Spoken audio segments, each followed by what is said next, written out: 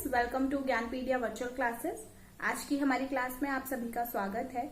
आज हम UP GK का ही एक अगला टॉपिक उठाने वाले हैं जिसका नाम है प्रदेश का प्राकृतिक विभाजन।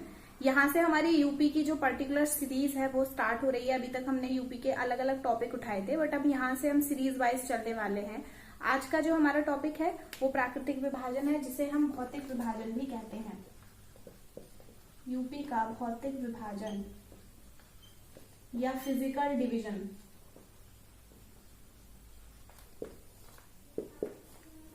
यूपी का भौतिक विभाजन, यूपी का भौतिक विभाजन है। देखिए, यूपी के बारे में हम पढ़ेंगे। हमने इससे पहले यूपी के मैप के बारे में डिस्कस किया था, तो इस टॉपिक के लिए मैप बहुत ज्यादा इंपॉर्टेंट है। आपको मैप पढ़ना चाहिए। अगर आपने वो वीडियो नहीं देखी है तो अब मैं लिंक डिस्क्रिप्शन में डाल दूंगी, आप वहां से देख लीजिएगा। सबसे पहले हम बात करते हैं कि हमने जो मैप उस दिन हमने पढ़ा था, एक बार फिर से हमें मैप बनाना पड़ेगा यूपी का। कुछ इस प्रकार से है। यहाँ पर सोनभद्र और अदर डिस्ट्रिक्ट्स आ जाते हैं। यहाँ पर ये इधर झांसी वाला एरिया आ जाता है, थोड़ा सा अलग सा बन रहा है वो। ये हमारा यूपी हो गया, ये यूपी है थोड़ा सा।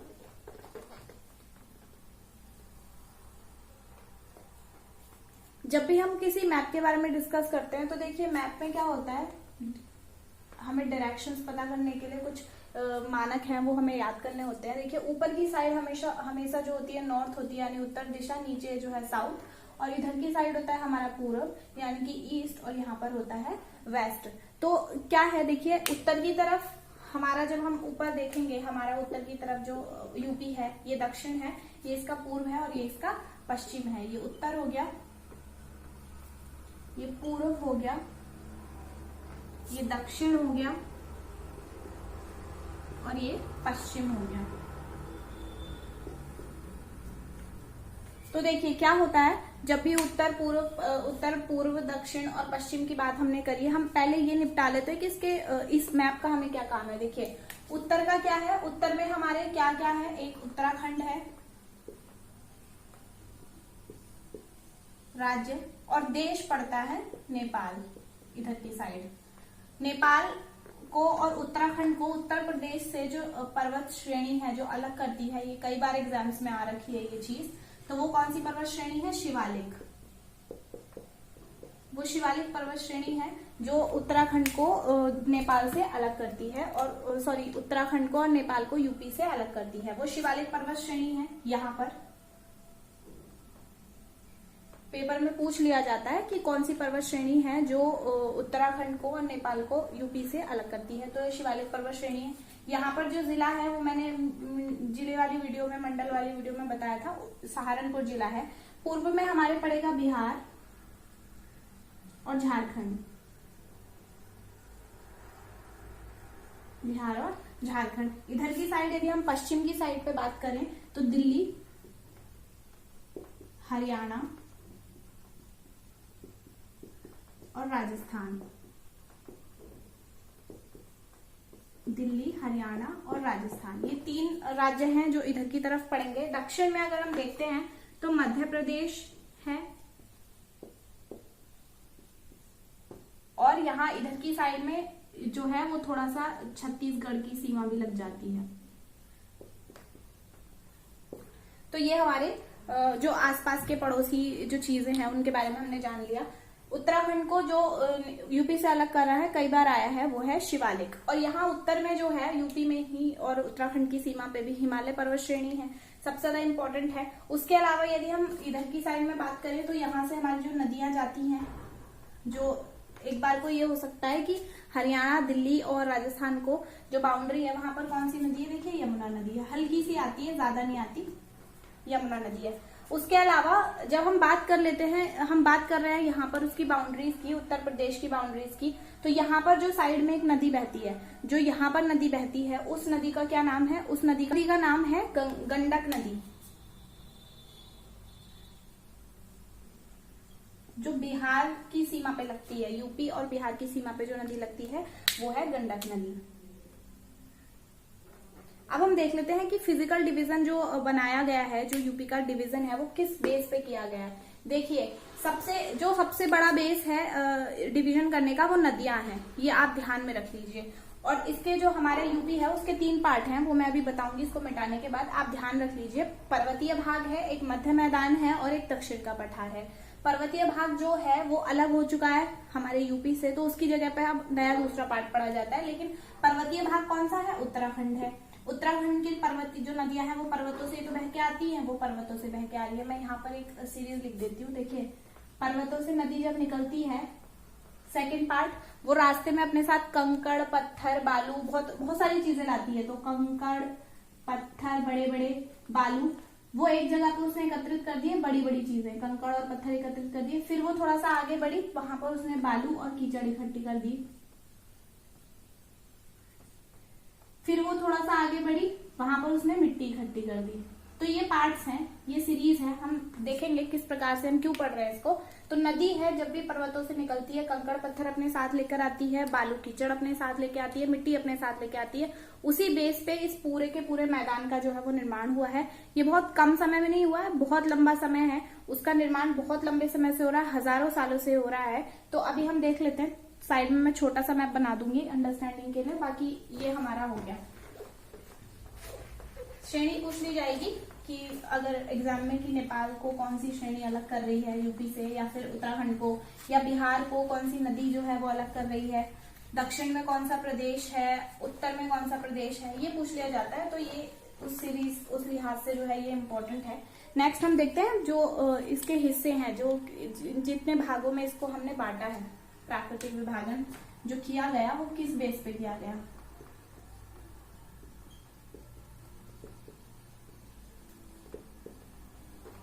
नंबर 1 होता है उत्तर का पर्वतीय भाग,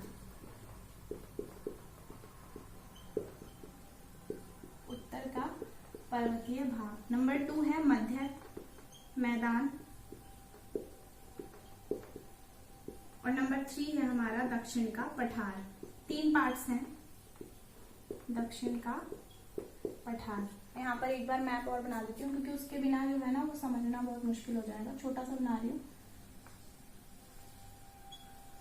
यहाँ पर झांसी का एरिया और ये हमारा यहाँ, ये यूपी का मैप हो गया। तो देखिए, उत्तर का पर्वतीय भाग जो है, ये जो 3 हिस्से हैं, जिन 3 हिस्सों में बांटा गया हमारे जो यूपी का जो पूरा एरिया है, उसमें जो फर्स्ट हिस्सा है वो है उत्तर का पर्वतीय भाग। उत्तर का पर्वतीय भाग, देखिए ये जो है हिस्सा, ये हम पढ़ा करते थे, ये हुआ करता था, लेकिन ये हुआ करता था 2000 से पहले, सन 2000 से पहले की बात है ये, जब हमारे यूपी में पर्वतीय भाग हुआ करता था। यूपी में कुल 13 जिले थे जो पर्वतीय थे, वो ऊपर की तरफ थे। उनको क्या किया गया 2000 में, सन 9 नवंबर 2000 को यूपी के जो सारे पर्वतीय 13 जिले थे उनको हटाकर एक नया राज्य बना दिया गया, उत्तरांचल नाम का। उत्तरांचल बनाया 9 नवंबर सन 2000 को। 9 नवंबर सन 2000 को सभी पर्वतीय 13 जिलों को मिलाकर एक नया राज्य बना दिया गया, उसका नाम रख दिया गया उत्तरांचल। और फिर बाद में 2008 में उसका नाम परिवर्तन होकर क्या हो गया, उत्तराखंड हो गया। नाम परिवर्तन भी पूछ सकते हैं, या फिर आपसे पूछ लेंगे कि उत्तरांचल कब बना था, तो आपको पता होना चाहिए। तो 2000 से पहले जो है हमारे पास पर्वतीय भाग था, लेकिन 2000 के बाद में जो है वो पर्वतीय भाग हमारे पास नहीं है। 2000 में क्या हुआ, उत्तराखंड बन गया, और सारा पर्वतीय हिस्सा जो था 13 के 13 जिले किसके पास चले गए, उत्तराखंड के पास चले गए। अब हम देखते हैं कि अब क्या है। तो देखिए, अब इस हिस्से को हम नहीं पढ़ते हैं, अब हम इसकी जगह पे पढ़ते हैं भाबर और तराई का क्षेत्र। ये हिस्सा अब खत्म हो गया और इसको रिप्लेस कर दिया, और इस हिस्से की जगह अब पढ़ा जाता है भाबर व तराई का क्षेत्र।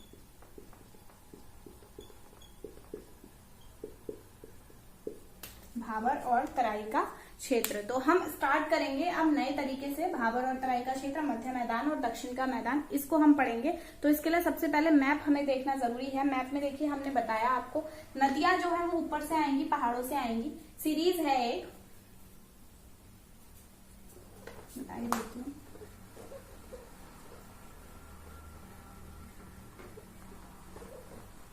एक सीरीज है। देखिए, नदी निकल रही है, मैं यहाँ से ही शुरू कर दूंगी, आप उसके हिसाब से देखते रहिएगा।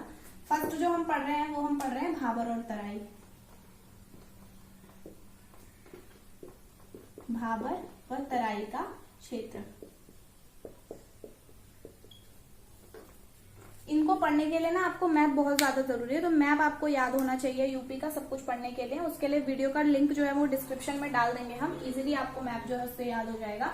भाबर और तराई का क्षेत्र जो है वो किस प्रकार से बनता है, इसमें दो है, देखिए एक है भाबर और एक है तराई, दो पार्ट है इसके। भाबर में क्या है, कोई भी नदी जो है जब वो ऊपर से बहकर आती है, बहुत छोटे छोटे रास्तों से बहकर आती है, तो बड़े बड़े कंकड़ पत्थर जो होते हैं वो उसको अपने साथ में बहाकर लेकर आती है। फिर क्या होता है, जब वो मैदानी एरिया में प्रवेश करती है तो जो बड़े बड़े जो छोटे छोटे रास्ते हैं वो बड़े बड़े रास्तों में बदल जाते हैं, और जो बड़े बड़े रास्तों में जब नदी छोटे रास्ते से बड़े रास्ते में फैलती है तो किनारे की तरफ पे वो क्या करती है, उन कंकड़ पत्थरों को जमा करना शुरू कर देती है। उस कंकड़ पत्थर के जमा करने से ही कौन सा क्षेत्र बनता है, भाबर का क्षेत्र बनता है। कंकड़ पत्थर के जमा करने से ही भाबर का क्षेत्र बनता है। कंकड़ पत्थर जमा करने के बाद नदी द्वारा लाए गए कंकड़ और पत्थरों के जमाव से जो क्षेत्र बनता है वो भाबर का क्षेत्र बनता है।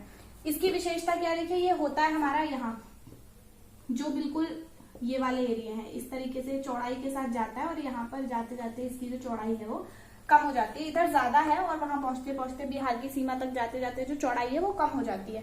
तो बड़ा बड़ा मैं इसलिए गोल गोल में आ रही हूँ, इससे पत्थर कंकड़ का एरिया जो है ये आपको समझ में आएगा। तो इस ये कहाँ कहाँ है देखिए, जो साइड हमारे साइड के जिले होते हैं, सहारनपुर, मुजफ्फरनगर, जो इधर के जो साइड के जिले हैं ऊपर की तरफ के, उन सब में जो है वो कौन सा एरिया है, भाबर का एरिया है, बड़े बड़े पत्थरों का एरिया। अब जब बड़े बड़े पत्थर है, सीधी सी बात है, तो वहां पर क्या होगा, कोई फसल नहीं होती,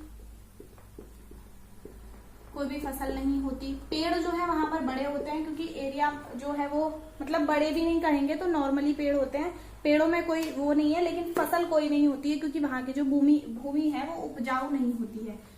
कंकड़ पत्थर वाली भूमि में फसल होंगे ही नहीं, तो भूमि क्या है, उपजाऊ नहीं होती है। तो ये एक बहुत मेन पॉइंट है, आ जाता है। और एक और यहाँ पर मेन चीज आ जाती है कि जब जो नदी है वो कंकड़ पत्थर उसने साइड में लगा दिए, साइड में लगाने के बाद बह रही है, एक कुछ कई जगह पर ऐसा भी देखा गया कि जो कंकड़ पत्थर है साइड में न लगाकर बीच में जमा होने लग गए। तो वो बीच में जब जमा होते गए तो जमा होते होते क्या होता है कि नदी जो है वो उनके नीचे से बहनी शुरू हो गई और ऊपर कंकड़ पत्थर हो गए। तो ये सवाल भी आ जाता है कि ऐसा कौन सा जो कंडीशन है, ऐसी कौन सी कंडीशन है, कौन सा मैदानी एरिया है जहां पर जो नदी है वो कंकड़ पत्थरों के नीचे से बहती है या भूमिगत होकर बहती है। तो उसमें ऑप्शन पूछ लेंगे, राजस्थान है, मतलब राजस्थान का रेगिस्तान हो गया, मैदानी एरिया तराई हो गया। तो वहां पर अधिकतर लोग कंफ्यूज होकर राजस्थान या रेगिस्तान लगाकर आते हैं, लेकिन आंसर है भाबर। तो यहाँ पर जो नदी है वो भी भूमिगत हो जाती है, मतलब कहीं कहीं पर है, सारी नहीं, बट भूमिगत नदी का जो कंसेप्ट है वो भी भाबर के एरिया से ही रिलेटेड है। इसके बाद हम देखते हैं तराई का एरिया। देखिए यहाँ से तो नदी आई, फर्स्ट स्टेप में उसने क्या किया, कंकड़ पत्थर अलग कर दिए। सेकंड स्टेप में वो क्या करती है, जो कीचड़ होती है और बालू होती है वो साइड में इकट्ठा करना। कंकड़ पत्थर तो अब चले गए, पहले ही जमा हो गए, पहले ही निकल गए। अब क्या कर रही है नदी, धीरे धीरे खुद को साफ कर रही है, सफाई जरूरी है, इसलिए नदी ने क्या किया, बाकी के जो कंकड़ पत्थर बालू कीचड़ ये सब चीजें थी वो नदी ने लगानी यहाँ पर शुरू कर दी दूसरे एरिया में। तो नदी क्या करती है, वो जो कीचड़ बालू और ये सारा एरिया है उसको क्या वो इस एरिया में इकट्ठा करना शुरू कर देती है। उसने एक स्टेप में कंकड़ पत्थर अलग करे, कंकड़ पत्थर हम अपने से खुद से अलग किए, फिर उसने कीचड़ और बालू अलग कर दिया। तो जो कीचड़ और बालू का जो एरिया है, जो एरिया कीचड़ और बालू से निर्मित होता है उसको बोला जाता है तराई का एरिया, कीचड़ बालू। अब इसमें एक खास बात है, क्या होगा, जब बालू इकट्ठी होगी, कीचड़ इकट्ठी होगी, तो वो जो जमीन होती है उसमें अधिक नमी हो जाएगी। तो अधिक नमी वाला एरिया भी इसी को बोल सकते हैं हम, अधिक नमी। उसके अलावा एक और पॉइंट है कि जब अधिक नमी होगी उस जमीन में तो क्या होगा, वो दलदली हो जाएगी। तो दलदली भूमि वाला एरिया भी इसको बोला जाता है। क्या हुआ, कीचड़ बालू अधिक नमी और दलदली जो भूमि है उसका एरिया भी कौन सा है, तराई का एरिया है। तो भाबर और तराई का कंफ्यूजन जो है वो क्लियर हो गया। अब देखिए जो तराई का क्षेत्र है ना, इसमें धान, और गन्ने की जो खेती है वो अच्छी होती है, क्योंकि इन फसलों को क्या है, ज्यादा नमी की जरूरत होती है, और ज्यादा नमी इस एरिया में है क्योंकि कीचड़ बालू और अधिक नमी है, दलदली भूमि है, तो यहाँ पर धान और जो गन्ना है उसकी खेती अधिक होगी। इसीलिए आपने ध्यान दिया होगा, अगर आपने दिया हो, कि मुरादाबाद हो गया, मुजफ्फरनगर, सॉरी, मुरादाबाद, देवरिया, गोरखपुर, जो ये इस बेल्ट के जो एरिया है, इनमें जो गन्ना है उसकी खेती जो है वो सबसे ज्यादा होती है। तो इनमें कुछ आ जाते हैं, जैसे मुरादाबाद है हमारा, गोरखपुर हो गया,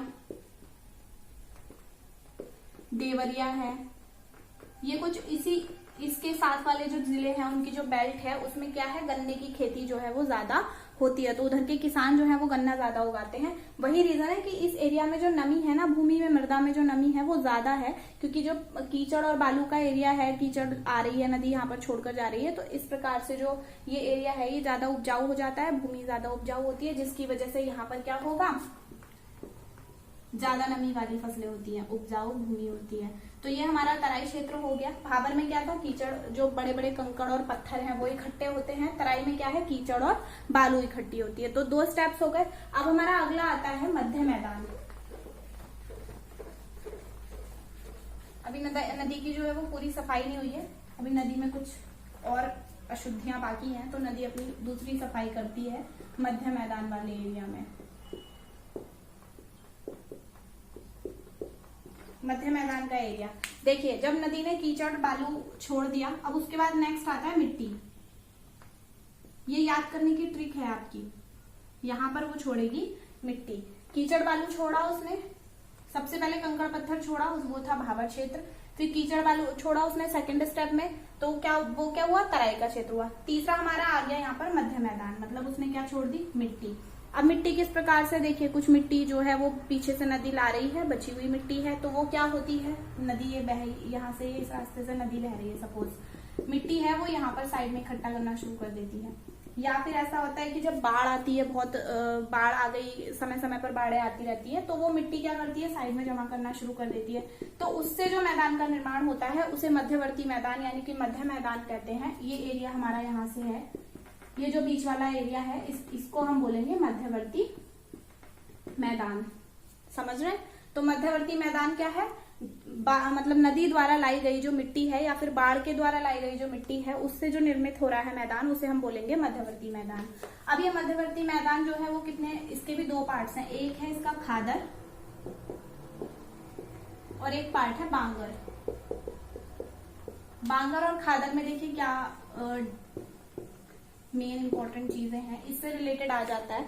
यदि कोई भी नदी है उसमें बाढ़ आ रही है, और बाढ़ कुछ नदियां तो ऐसी हैं जो एक समय पे कभी कभी बहुत ज्यादा बाढ़ आ गई और आने वाले कई सालों तक बाढ़ नहीं आई, तो एक ही बार में जो बाढ़ आएगी वो मिट्टी वगैरह सब ले आएगी अपने साथ बहाकर और उसे लगा देगी। उसे कई साल हो गए, वो पुरानी हो गई, तो जो पुरानी मिट्टी है, जो पुरानी बाढ़ वाली मिट्टी है, उसको हम बोलते हैं बांगर। जो नदी द्वारा लाई गई मिट्टी से बहुत पहले बनी हुई है, पुरानी बनी हुई है, उसे हम बोलेंगे बांगर। और जो नई बनती है, नई किस प्रकार बनती है कि कुछ एरिया इस स्थान पर, इस एरिया में कुछ जगह, कुछ जिले, कुछ शहर ऐसे हैं जहां पर नॉर्मली हर साल बाढ़ आती है, तो वो बाढ़ आकर हर साल नई नई मिट्टी लेकर आती है। तो नई मिट्टी लाकर जब वो साइड में लगाते रहती है तो उस एरिया को हम क्या देते हैं, खादर। अब इसमें क्या है, देखिए, कोई नदी है, सपोज उस नदी में हर साल बाढ़ आ रही है, तो जो नई नई मिट्टी होगी वो कहाँ लगेगी, साइड में लगेगी, है ना। और जो बहुत पहले बाढ़ आई है तो वो वाली मिट्टी क्या होती है, थोड़ा दूर होती चली जाती है। नदी के बिल्कुल पास वाला जो एरिया है वहां पर नई नई मिट्टी जमा होगी ना, और जो दूर वाला एरिया है वहां पर पुरानी मिट्टी रहेगी। तो जो नई मिट्टी जमा होगी वो जो नई मिट्टी है वो कौन सी मिट्टी बताई मैंने, खादर। और जो दूर वाली मिट्टी है उसको हम क्या बोलेंगे, बांगर। इसका मतलब क्या हुआ, जो खादर है वो नदी के बिल्कुल पास होगी, नदी के पास वाला एरिया होगा खादर में, और जो बांगर है वो नदी से क्या होगा, दूर वाला एरिया होगा। नदी से दूर वाला एरिया किसमें होगा, बांगर में होगा। अब एक और चीज है कि यदि नदी से दूर, अब यदि जो दूर वाला एरिया है, जो पुरानी हमारी मिट्टी है, वो क्या होगी, नदी के बाद जो पुरानी मिट्टी होगी उसमें फसलें लोग उगानी शुरू कर देंगे। कुछ समय बाद उसमें खादों का यूज होगा, कुछ होगा, तो उसकी जो उपजाऊ क्षमता है वो कम होती रहती है। नई मिट्टी वहां पर नहीं आ रही, लेकिन उपजाऊ क्षमता जो है उसकी पहले से कम हो रही है। तो ये मिट्टी क्या होती है, इससे हम निकालते हैं, इससे कंक्लूजन निकल रहा है कि ये मिट्टी जो है वो कम उपजाऊ है। लेकिन इसका क्या है, हर साल नई मिट्टी की नई नई परत आती है, हर साल नई परतें वहां पर आकर जमा होती रहती हैं। तो क्या होगा, उससे जो मिट्टी है, पुरानी मिट्टी है, वो पुरानी मिट्टी के ऊपर नई मिट्टी जमा होगी। अगर पुरानी मिट्टी सपोज कम उपजाऊ हो गई तो नई मिट्टी फिर से आ गई, वो फिर से उपजाऊ हो गई। तो ये वाली जो जमीन है वो क्या होगी, उपजाऊ होगी।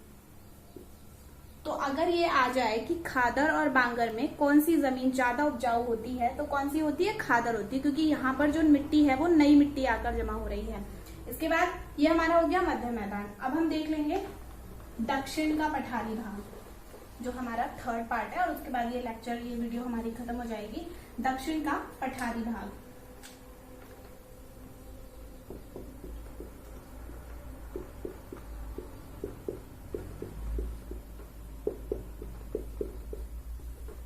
ये हमारा थर्ड पार्ट हो गया, दक्षिण का पठारी भाग। आपने एक पठार सुना होगा जिसका नाम है दक्कन का पठार।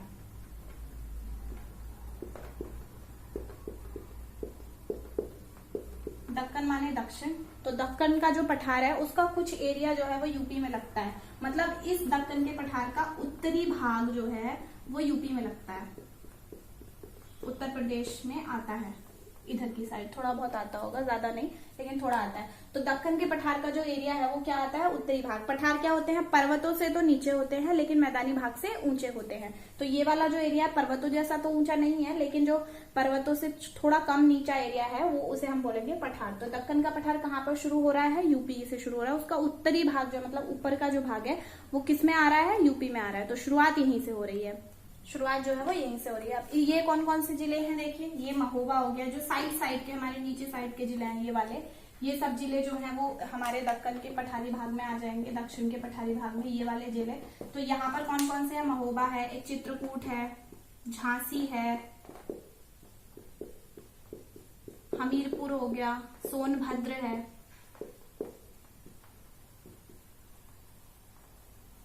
ये हिस्सा हमारा, जो ये कुछ जिले हैं ये हमारे आ जाएंगे दक्कन के दक्षिण के पठारी भाग में। तो इस प्रकार हमारी ये वीडियो जो है वो यहाँ पर ये हमारा टॉपिक खत्म होता है। फर्स्ट देखिए हमने क्या पढ़ा, 3 पार्ट्स हैं। सबसे पहले जो पहले पढ़ा जाता था 2000 से पहले वो था उत्तरी मैदान, उत्तर का पर्वतीय मैदान, मध्य मैदान, और तीसरा था दक्षिण का पठार। लेकिन उसके बाद क्या हुआ, उत्तर प्रदेश से उत्तराखंड अलग हो गया, और उसके अलग होने के बाद क्या हुआ, हमें वो चीज पढ़नी है। फर्स्ट टॉपिक तो हमारा खत्म, क्योंकि पर्वतीय भाग हमारे पास है नहीं। तो उसकी जगह आ गया भाबर और तराई का क्षेत्र।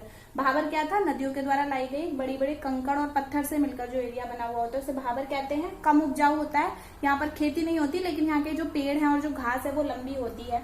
दूसरा, जब आगे नदी चलती है, कीचड़ और बालू छोड़ती है, तो उस एरिया को तराई बोला जाता है। फिर आगे मिट्टी छोड़ती है तो उस एरिया को क्या बोला जाता है, मध्य मैदान बोला जाता है। मध्य मैदान 2 प्रकार से मैंने बताया, बांगर और खादर, वो हमने बता दिया आपको। तीसरा हमारा लास्ट आया दक्षिण का पठार। तो हमने पूरा प्राकृतिक विभाजन जो है उत्तर प्रदेश का वो पढ़ लिया है। बाकी अगर आपको ये वीडियो अच्छी लगी हो तो लाइक करें, शेयर करें और सब्सक्राइब करें। थैंक यू सो मच, मिलते हैं नेक्स्ट वीडियो में।